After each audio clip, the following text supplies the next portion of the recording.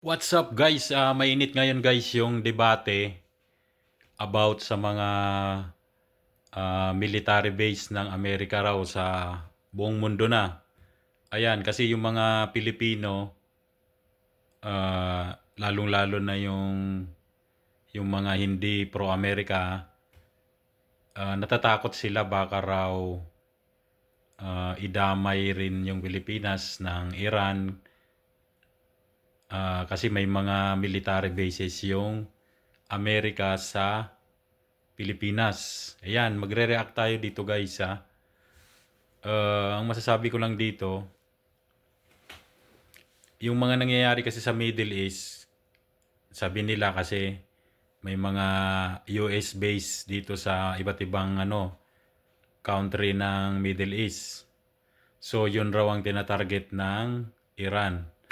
Uh, ang masasabi ko dito guys, yung mga yan naman, nung itinayo yan, siyempre, may approval yan doon sa bansang tinayuan nila. Hindi naman yan basta-basta tinayo ng Amerika na inagaw nila yung lupa. Hindi. Ang alam ko dyan ito sa opinion ko, siguro inuupahan rin nila yung space na yan.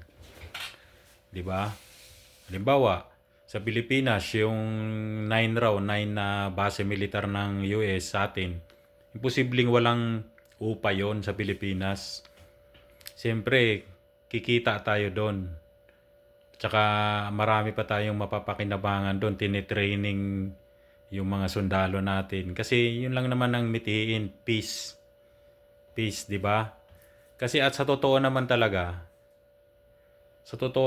wala naman talagang digmaan eh. Kaya lang nagkaroon ng digmaan, guys. Kasi nga dahil sa mga kaguluhan o terorismo. Diba? Yun lang naman nagpapasimula ng gulo eh. Sa totoo lang, yung mga tao, yung bansa, mga tao sa bawat bansa, hindi naman gusto niyan mag-away-away eh. Meron lang iilan na gustong mag-ari-ari. Yun ang terror.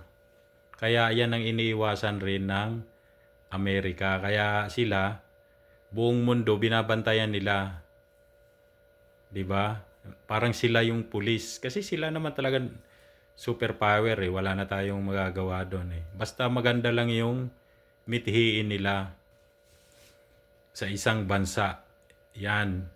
Para sa akin, sabi nila bakit raw yung Amerika lang ang may base militar sa Pilipinas. Sabi nung mga, ewan ko, side yata ng mga DDS yun. So, para sa akin, kung gusto nyo,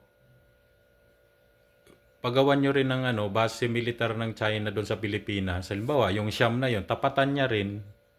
Di ba, nauuso naman yan sa Pilipinas. Kung nasaan yung McDo, nandun yung Jollibee. Kung nasaan yung ba yon, yung mga negosyo. Kung nasaan yung SM, nandun rin yung Robinson. O, kung gusto nyo, gano'n na lang, wala naman masama. Pero, kailangan may approval yon ng mga namumuno o mambabatas natin. Kung aprobahan nila, wala naman masama eh. O, ano ba, kung gusto nilang manggulo, nag-away sila, o magkatabi na lang sila, magbakbakan sila dyan. Problema na nila yan, basta wag lang tayo madamay. 'Di ba? Ganun lang naman kasi kasimple eh. 'Di ba guys? Yung mga yan, kaya dinadamay lang yung mga dun sa Middle East, dinadamay kasi wala na silang ibang mapagbuntungan ng ng galit. Titirahin rin nila yung wala namang pinagkaiba yan sa sa kaaway mo. 'Di ba? Yung kaaway mo, maski yung wala namang kinalaman doon nakatayo, sasabihin nila, kapatid niyan, kadugo niyan, dirahin na rin natin. O, 'di ba? Nadadamay. Nadadamay yung nananahimik na hindi naman nakikialam. So, siyempre, pag nadama yon, magagalit yon. May tinamaan sa lugar nila, nananahimik sila, babawi yon. Ganun lang naman kasi kasimple yan na ipaliwanag guys. Yan lang din naunawaan ng mga tao. Alam mo, kaya lang naman nagkakaroon ng ganyan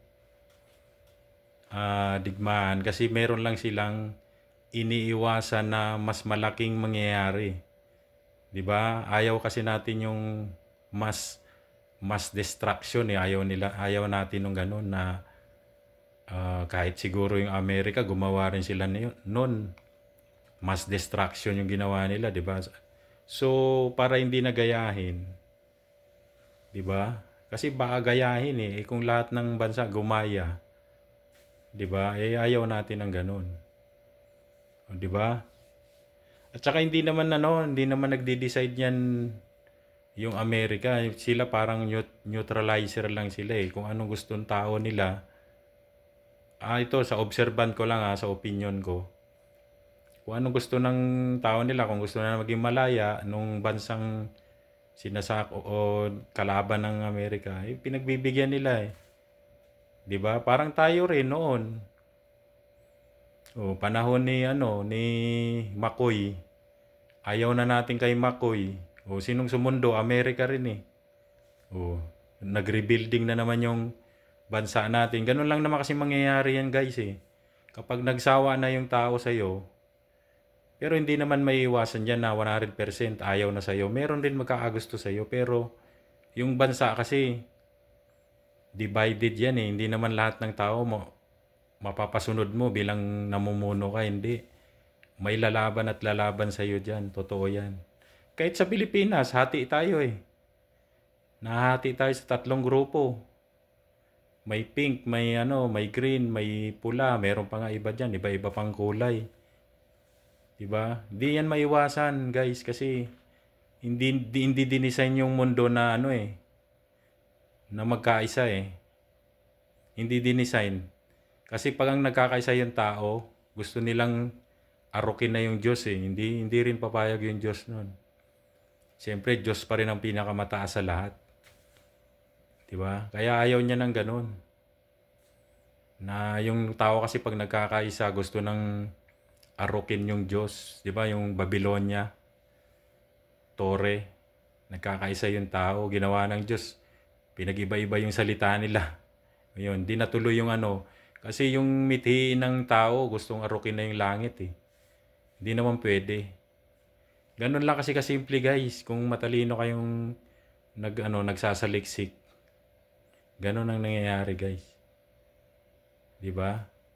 Manyo-neutral naman 'yan balang araw, pero trust the process. Kasi ang tao mabilis lang mag-move on 'yan. Tsaka napakabilis na lang ng ngayon, yung desisyon. 'Yun lang guys ang nakikita kong pinag-aawayan na base militar. Wala namang problema kung gumawa rin yung China ng base militar sa atin. Kung aprobado ng mambabatas o nung pinuno natin, wala naman problema. Hindi naman natin sila kaaway eh. Hindi rin naman natin kaaway yung Amerika. Kung sino lang nangaaway sa atin, yun lang ang kalabanin natin. Halimbawa, inaagaw yung teritoryo natin sa West Philippine Sea. Kung sino yun lang ang kaaway natin.